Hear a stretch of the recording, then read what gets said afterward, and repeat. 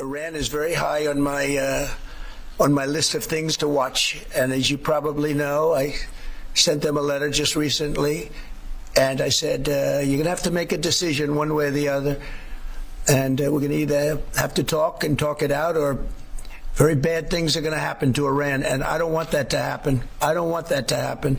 My big preference, and I don't say this through strength or weakness, my big preference is we work it out with Iran. But if we don't work it out, bad things are going to happen to Iran. Ladies and gentlemen, welcome on over to another episode of the Speak the Truth podcast. What the heck is Trump talking about, and why in the freaking world are we talking about Iran when the Red Sea is the real problem, right? The Houthis over in Yemen, they're the ones bombing everybody and taking over ships. Ever since October 7th, the Houthis have been pretty adamant about backing up Hamas. Now, why is that? And if the Houthis are the ones that are backing up Hamas, why is it that the U.S. actually gives a crap about warning Iran? I mean, look at them here. They're taking over this commercial vessel. Listen, in this episode, we're going to go over every single thing that you need to know about Iran, the Houthis, the Middle East, and why it is important for you as an American to actually understand what's going on. It is a much bigger deal than most people here in America realize. And it's not your fault. You've been busy living American life, doing things. Maybe you're over in the EU. I have no idea where you're watching this from. But today we're going to go over it. And we're going to talk to you exactly why you should be very concerned. Why is it that last week over inside of Congress, we had U.S. officials testifying that Iran was only about a week out from having a nuclear weapon?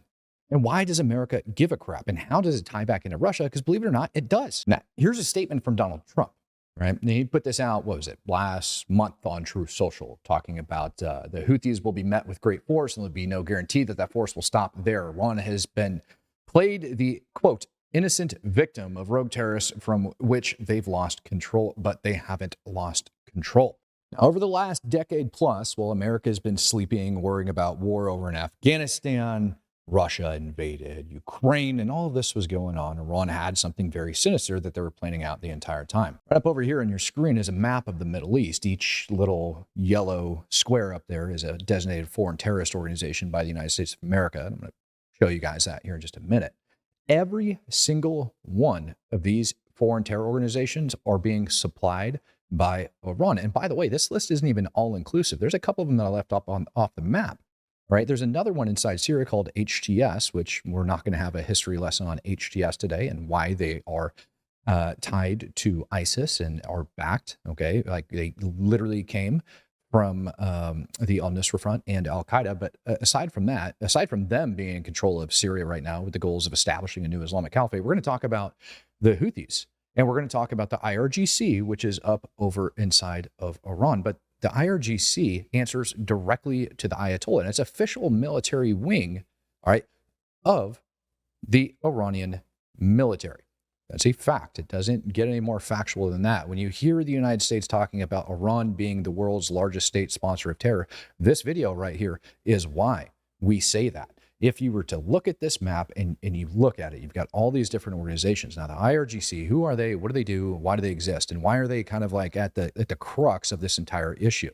Well, the IRGC is kind of, I don't want to call them special forces because they're really not, but they kind of operate how the Green Berets here in the United States of America do. Now, they've got all sorts of different wings. You've got, you've got like naval assets and aerial assets and things of that nature scattered all about Iran. But the key thing that they tend to do is they tend to go into other countries and they train other foreign terror organizations and they supply them with equipment. And at times they end up giving them marching orders. So when we look at this map that's up here on the screen, this is a very real thing. And this has been happening for a very long period of time. When we lost the 2 U.S. Navy SEALs following the attacks of October 7th over inside of the Gulf of Aden, which is just down here outside of Yemen, just to the south of it, when we lost them, those Navy SEALs were intercepting a weapons shipment that was on its way into Yemen from Iran. Now, it had one stop down in Somalia, and that's just to the south of Yemen there, right off the map. And it was on its way into the north, going up over into Yemen. Now, the Houthis, also known as Ansarullah, are a designated foreign terror organization by the United States of America. They had a special terror organization designated for a while. We've been throwing in humanitarian aid and doing all sorts of stuff towards them. But why is it that they are attacking Israel? We're going to get into that as well. But the Houthis are a much bigger problem for Donald Trump, for the White House, for the EU, for pretty much everybody around the world, because they've shut down 80% of the merchant traffic in the Red Sea. Now, the Houthis are backing up Hamas over inside of the Gaza Strip. Why? Because it all boils down to religious ideology. Remember how I told you that the IRGC answers directly to the Ayatollah? Well, the Ayatollah is the religious leader over there inside of Iran. And so what you really see up on your map over here is Iran's religious projection across the region. Now, they have more things that they are trying to accomplish. Obviously, Iran wants to be the superpower of the Middle East. They want to control all of this territory, and they're doing that through organizations like Kataib Hezbollah, the PFLP and the PIJ over inside of the West Bank, Hezbollah up over inside of Lebanon, and obviously Hamas inside of Gaza. All of these organizations, the IRGC has been funding for a very long period of time. Now, everybody looks at these foreign terror organizations and they picture them as little kids with pitchforks or, guys with flip-flops and AKs, right? But that's just necessarily not the case.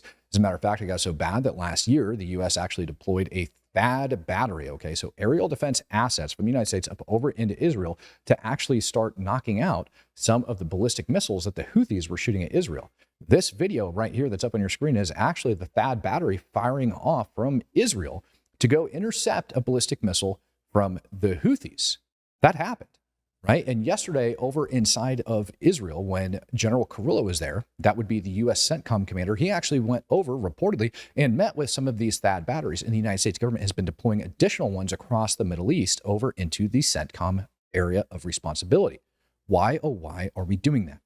Right up here on your screen that you're about to watch is some beautiful Hamas propaganda, right? And you can see right there the date, November 10th, 2023. And one of the first videos that's actually going to pop up on here is going to be a dive team. Now, this dive team that you're about to witness, what they end up doing inside of Gaza, they'll go out into the ocean and they'll pick up what we tend to call dead drops. All right, the IRGC used to go over into the Mediterranean Sea and literally drop and submerge packages for Hamas to go out and pick up. Over here, you're seeing them, rig explosives and things of that nature. Now, if you don't know, Gaza is pretty much landlocked all the way around, and it's controlled by both Israel and Egypt. And that deadlock that they end up having over there, inside of there, that landlock that they've had has made it kind of a pain in the butt for them to get supplies going back and forth. So the IRGC goes over and they drop things off in the water, and Hamas would send their dive teams out and they go over there, swim, and pick them up.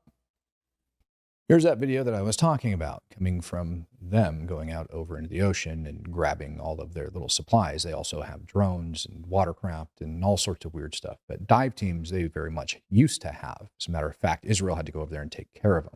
They've also got these little freaking missiles or torpedoes or whatever that they can fire off to go attack freaking warships. They're actually a pretty damn dangerous organization. But those dive teams 100% exist inside of Gaza, which reportedly is a very, very poor country. Right? Like if you think about it, it's not even a country, it's more or less a territory. When we go up over into Lebanon and we start talking about that, well, everybody remembers when the pagers started exploding over inside Lebanon and when the Motorola's or the radios started going off the very next day following that.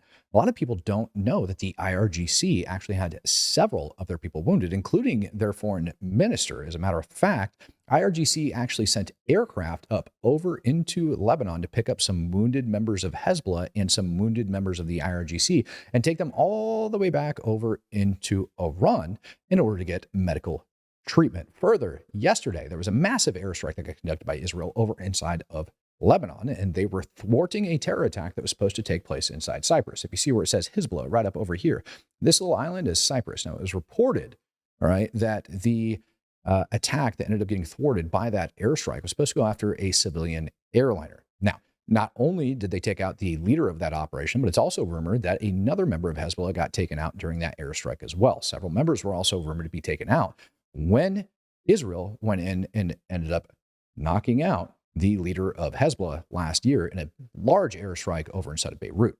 So why is it that the IRGC, Iran, and the Ayatollah are able to get all of these different Muslims from around the Middle East to go after Israel? What is it that they have against Israel? Well, the name of the operation that Hamas used for October 7th was called the Al-Aqsa Flood, and you need to look no further than that. The Al-Aqsa Flood is referencing the Al-Aqsa Mosque, which is located over inside of Jerusalem. Now, That is the location in which Muslims believe that the Prophet Muhammad ascended up into heaven, and they believe it to be their land. It also happens to be the location where there's historical evidence for the Temple Mount if you're a Christian or of Jewish faith, and that's something that you're interested in. So to say that this is not a religious war is absolutely wrong. And while you as an American might not look at this as a religious war, your enemies do. And make no mistake about it, every single group that's listed up over here on the screen not only wants to annihilate Israel, but they also want to annihilate the United States of America. Now, if you think Israel is the aggressor in this entire deal, you would absolutely be wrong when you go and you take a look at one of the strikes that took place last year over inside Damascus at the Iranian consulate. A lot of people were confused. Why would it be that Israel, which was rumored to have conducted the strike, would have attacked the consulate building? Well, let's take a look. That consulate building over outside of Damascus, Syria, was rumored to have members of the PIJ. And if you look where the PIJ is at, they're actually located over inside of the West Bank. Now, they do venture out of there and conduct terror attacks over inside of Israel from time to time, like all the time. But that is primarily why Israel is currently, to this day, operating over inside of the West Bank. But back to the storyline. You actually had members of the IRGC meeting up with members of the PIJ inside of the consulate building. Now, the consulate building isn't supposed to be planning out terror attacks, and the PIJ has absolutely no business being inside of a consulate building where you're supposed to be conducting consular activities. Everybody that thinks that Israel would have violated international law by bombing the consulate building doesn't understand international law. Those laws pertaining to embassies and consulates and things like that are actually for host nation countries and the countries that are hosted. Even during time of war, they are supposed to be protected. But underneath international law, if a building such as that is used as a military freaking site, it is no longer a protected structure. Long story short, Israel, number one, never had an agreement with Iran to have a consulate, all right, because it was being hosted over inside of Syria. And number two, it was being used to plan out terrorist attacks. That upset Iran. It upset Iran so bad that they launched a massive wave of ballistic missiles at Israel. Here you can see a lot of them ended up going up over into Israel, running down, all sorts of crap. They had drones. They had all sorts of crap that they ended up firing over at Israel. And again, the United States did a pretty dang good job, along with our allies, of protecting it. A lot of people think the Iron Dome is going to end up shooting a lot of this crap down. And the truth is the Iron Dome, or any of the other systems that they have over there, such as David Sling, which is actually responsible for taking out those ballistic missiles, actually determines like the trajectory of where they're going to be going. And if they're not going to impact anything in particular, then they're just going to let it smack into the open desert so they don't end up wasting these munitions, because some of them cost upwards of $100,000 a pop, believe it or not, just in order to intercept one. So it's better to let it fall into the middle of nowhere than it is to get out there and intercept it. Now, just the other day, Benjamin Netanyahu actually came out during an Israeli news interview and informed the world that President Joe Biden would not let him retaliate towards Iran. And that is absolutely mind-numbing, because the Biden administration ended up saying that they had ironclad support for Israel, but nothing could be further from the truth. When Israel last year was stacked up outside of Rafah, that would be the southernmost city inside of the Gaza Strip, getting ready to go in and take the fight to Hamas, the Biden administration actually hamstrung Israel on arms deals, sales, and equipment. They refused to send everything over to Israel, and we saw the IDF stacked up outside of Rafah, and they weren't able to go in. Further, that likely caused the death of a U.S. civilian that got taken captive by Hamas. He was found months later, killed dead inside of a tunnel inside of Rafah. Now, all of this takes us back to the Houthis, the terrorists that are just terrorizing the Red Sea. They've actually killed 5 merchant sailors, sunk boats, done all sorts of messed up stuff. And it's caused a hell of a lot of issues for the United States, the EU, and Ukraine.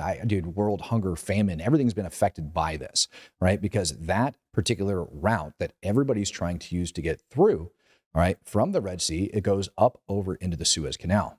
So what I'm going to do right now is I'm going to take you guys up over to Google Maps and explain this portion of everything to you, because this, believe it or not, is actually where Russia gets involved. When we take a look at Yemen and we take a look at where it's located, you have to understand that the Red Sea, the Gulf of Aden, which then goes into the Red Sea, then goes up over into Egypt and through the Suez Canal, which then spills over into the Med, opens up over into the Black Sea and the EU. So it makes a very short journey to get all of those supplies and equipment through there.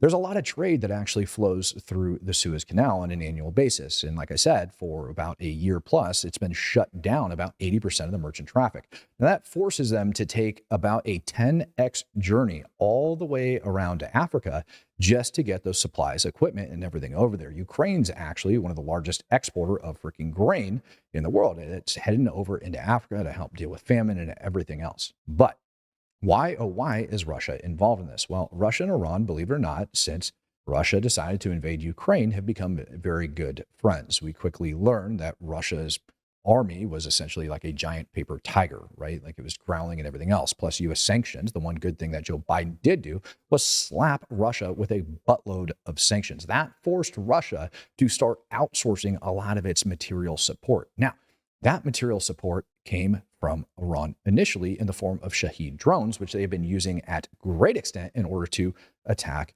Ukraine. Additionally, Iran has been the only ones really that are capable of using these shipping lanes going through the Red Sea. Now, do they have other options in order to get things up into Russia? Absolutely, they do. They have the Caspian Sea up over here that will allow them to go up and kind of connect to southern Russia and get them up that way. But a lot of their oil exports, because of the world stage, are actually set up all the way down here in the south. So if they're going to be shipping oil and things of that nature out, obviously, all right, the Red Sea, that shipping lane would be of great use. Further, that also affects Ukraine because if we want to get other supplies from anywhere around the world to Ukraine, like I said, it's a 10x plus journey just to go all the way around the African continent. It's a pain in the butt. Now, what does Iran get in return for telling the Houthis to shut down the Red Sea, use a good excuse for attacking Israel, going after Hamas, and all this other garbage? What do they get in return? Why would they ever do that? Well, again, let's go back over to the map and take a look. Russia has actually been supplying Iran with S-300 and S-400 aerial defense systems against, Israel, the United States, and anybody that wants to go over and attack them. They were rumored to be moving around the country. We saw lots of shipments going into Iran last year from Russia. And just the other day, it is rumored that the advisor to the Ayatollah actually flew up over into Russia and was begging the Kremlin to get nuclear weapons components. And this is where it starts to become an issue, right? Because again, Iran wants control over the Middle East. Why? Iran's looking at actually, and this is something that we've known for a very long time. Iran allegedly is looking at building a pipeline, all right, all the way out to the Mediterranean Sea. And in order to do that, they have to have consensus from the Iraqi government and control over Syria. So Iran, if we were to go back over to the handy dandy map and we look at where they're projecting their influence, notice how they are not inside of Syria right now. Iran was working with Hezbollah over inside of Syria. And they've also been working through proxy organizations like Kataib Hezbollah. When ISIS emerged years and years ago, after the U.S. had ended up pulling itself out of Iraq, ISIS ended up overrunning northern Iraq. Then, and only then, did Iran offer to go in and help the Iraqi government out. Why did they want to do that? Because they wanted influence and control over the Iraqi government so that they could start building that pipeline. Same thing goes for over inside Syria. They actually backed up the Syrian government. The IRGC brought in Hezbollah to actually back and fight against the Assad regime, with the Assad regime, in order to stop all of the civil war stuff that was going on over inside of the country. Now, this is one of those situations where the enemy of my enemy is still my freaking enemy, because over inside Syria, you had HTS, which was ran by a gentleman that goes by the name of al-Jawlani. Jawlani was the leader of HTS. Prior to that, he was a member and the founding member of the al-Nusra Front.